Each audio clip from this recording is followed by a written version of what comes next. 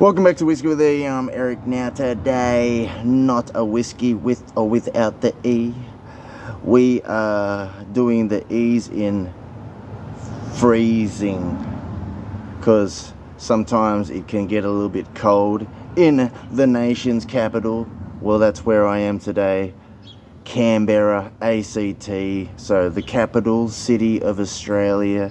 So you know what, may as well continue the trend and enjoy a cold one, since it is a bit cold and we're all hooded up looking like an Eskimo. So may as well do craft beer review number 176. We have the Barley Griffin, I think that's what it's called, Barley Griffin, coming out of Bentspoke Brewing Co., which is a product, you know, brewed, canned here in this city. So born and brewed in Canberra, that's how we know, guys. So coming in at 4.2% alcohol. It is a Canberra Pale Ale, nice, in a 375ml can. Now that is the standard can size that you would want to expect. You know, if you're getting those 440ml cans, they're the value, but we appreciate at least 70, 375. Anyways, let me show you the can. Here we go. I'm a bit all over the shop, guys, forgive me. Let's just say first beer of the day, may as well. So bentspokebrewingco.com.au if you want to check them out. I'll have a little read of this back part here, but I'm assuming it's gonna say exactly what it says in the other cans. But at the front here it says brewed on Ngunnawal country, which is awesome. Shout out to the traditional custodians of this land. So we'll have a little read at the back. Whose dog is that? A lot of wilderness. Nah. All right, here we go. At the back it says, nothing worthwhile comes easily. Taking the familiar road can rob life of its flavor. So at Bentspoke we take a more adventurous route, knowing all too well that it'll bend a few spokes along the way. We've heard this all before. Certified independent. I hope you aren't getting annoyed at the barking dog sounds in the back. Ignore all that. Let's focus right here. Let's get the can open. Oh, nice can opening bit here, you know, custom. Now it says here on the bottom, less packed on, I can't really see, it's a little bit blurred, guys, but looks like it's the second month, so 2025. So packed not too long ago, best before the 13th of February 2026, if yous were wondering. I'm wondering if I should pause the video and wait for the barking to stop. And then I thought, you know what, fuck it, I feel like a beer, let's get it. Here we go. Alright, pause for the can crack. Oh yeah, look at that. Oh, bit of smoke gushing out there, carbonation. Look at that, fluffy. So we're gonna have to call that puppy barking in the background. I wonder what Fluffy's trying to say. He wants one. I would want one too. Who wouldn't want a beer? Why not? Even if it's cold, it's always good to have a cold one. Here we go. Let's pour it up. Oh yeah, look at the color of that. Look at that. Alrighties, bit of a monster pour, but we can't see through that. It is slightly hazy there, well carbonated. I mean, you'd say that is rushing carbonation. Yous can be the judge of this. Have a look, guys. Big bubbles. Moderate carbonation. Big 2-finger fluffy white head. Look at that. Look at the colour. I mean, that is light in colour, but a pale ale, I'm always expecting it to be like a nice light yellow kind of mango kind of, you know. It's obviously more than straw, more than your lagers. more like a light orange. Now another dog's barking in the background, communicating with this one. It's a jungle out there. Alright, this looks like maybe, I don't know, I'm looking at this carbonation like, is this going to hold its form? Will it start to dissipate? But you know what? It's all about the smell, it's all about the taste, so let's get it. Barley Griffin from Bentspoke Brewing Co. Let's get it. Oh, alright. The showcase in this is definitely the hops. You're getting this citrusy note coming through. You can almost call it like a lemon, like a lime. A slight mango, slight passion fruits, you know, just picture that real fruity, yeah, very tropical fruity kind of pale ale. I mean, there is a malt element in the background, but it's not standing out at all, you know, it's nothing. It's the hops in this that is the star of the show. But you know what, I'm just keen to get this into me. A little bit annoying, eh? Look at that, look at that. I mean, the lacing's doing its thing, look at that. You know what, I'm just gonna have a sip. I need one. Here we go. Drink responsibly. Who's tried this? Let me know in the comments. Here we go.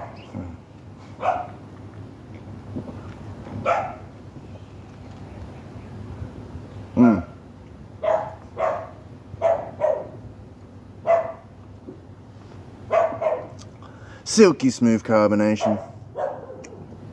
That is nice, actually. That is very easy drinking. I don't know if I mentioned that it is 4.2%. Maybe that's why it's easy drinking. Look at this. There's little descriptors here on the bottom of the can. Not really describing, but hops, malt, yeast. That's a good descriptor, isn't it? There you go.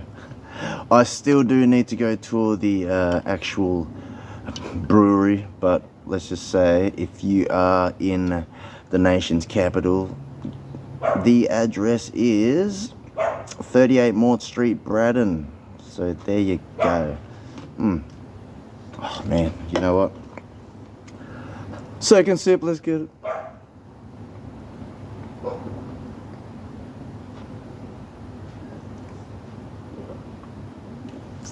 It's almost like you need to get acclimated. Alright. So that mango is that peach. It's like that sweet at the front. Must be the malty sweetness. Ending with a slight bitter hops. But not overly bitter, guys. I mean, this is by no means, if that is even how you say the expression, by all means, by no means, this is bitter or anything like that. But you do have that slight hoppy bitter taste there at the back. Obviously, it's a pale ale. But pale ale, definitely good to be a starting point for you to head into your craft beer journey. Then you want to, you know, get into your IPAs, your triple IPAs. It's going to get more hoppy. But if you're already someone that likes something less hoppy, or you don't like the bitterness, then pale ale would probably be a good place to start. I mean, this is if you're trying to get away from your lagers. You know, if you're thinking it's just boring, slightly bitter, malty, bubbly water, which is good. Every beer has its occasion. Like, you know, every alcohol, every beverage has its own occasion, right? So this is just something you'd probably want to finish your day with. Not really. This is something that you just knocked off work. You want to slam one down. You don't really want to think about it too much. Something easy drinking. Definitely refreshing. I was about to say on a hot day, but it's not really hot today. But it's still refreshing. You know what? That head is still holding its form, so I take that back. I thought the big bubbles, I thought maybe the head would be gone. So you know what? Still active. It's doing its thing. Look at that. Look at the lacing. You got to appreciate little things like this. Oh my goodness. Anyways, third sip, let's get it.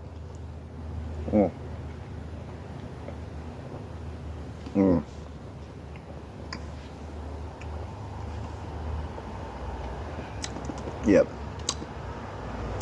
Yeah, definitely like a grapefruit kind of vibe. Like that's slightly, I'm not going to say overly sweet. Saying sweet, sometimes you're going to get this impression it's going to be very sweet. By no means it's sweet. I'm just saying, you're just pointing out the grapefruits so that you're identifying as sweetness. But then it will roll over to the bitter hops, but not saying that it's bitter. That's what I mean. It's a very approachable, very non-offensive, very easy drinking, crushable pale ale. There you go. So you know what? Bentspoke Brewing Co. Good job. I say 8 out of 10. 8 out of 10. You know what? For a 4.2% ABV, and you know what? It's readily available when you're in Canberra. Obviously, it's born and brewed in Canberra. If they're gonna have to have all their liquor stores covered here in this city, right? But let's just say 8 out of 10. Definitely recommend it for the price. You know me, I'm a bit of I like to get more stronger things. I'm a proof hound, ABV junkie, what you want to call it. But for something easy drinking, for something that you just see in the fridge and then you think, you know what, I haven't reviewed this one yet. I believe it was under $5. It was like $4 something. So $1 a %, it's not bad, you know, not bad. Recommend it. Still gonna go check them out at their brewery, so definitely look out for that video. But you know what, for now, let's test the chuggability. Here we go. Cheers everyone, drink responsibly, don't drink and drive. Let's get it. Man, I hope this rain holds off, hey? It's so grey and miserable. Maybe that's why we're wearing grey and we're all hooded.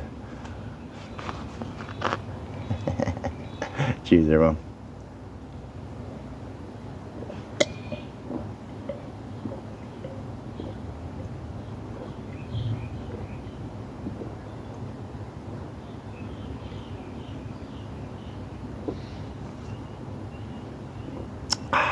Oh, still some.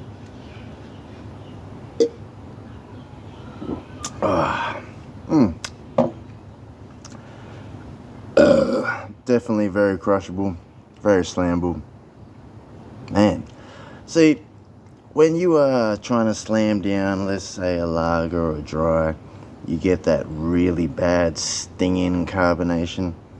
I mean, this is carbonated, don't get me wrong, but it's nice, smooth, silky carbonation. So when that carbonation rushes to the top of your mouth, it's not so much like a stinging carbonation. So honestly, I enjoy that style of carbonation. Not too much stinging, very smooth, very crushable. I quite enjoyed that. Now I'm a little bit sad that this glass is empty. Anything left? But like, comment, subscribe. I'm going to be repeating myself. Man, that was not bad. That was not bad. Good start to the day. I mean, we're not alcoholics. Don't go starting your day drinking. Not saying that it's early. Not saying that it's late. We won't just tell you the time at all to prevent any judgments.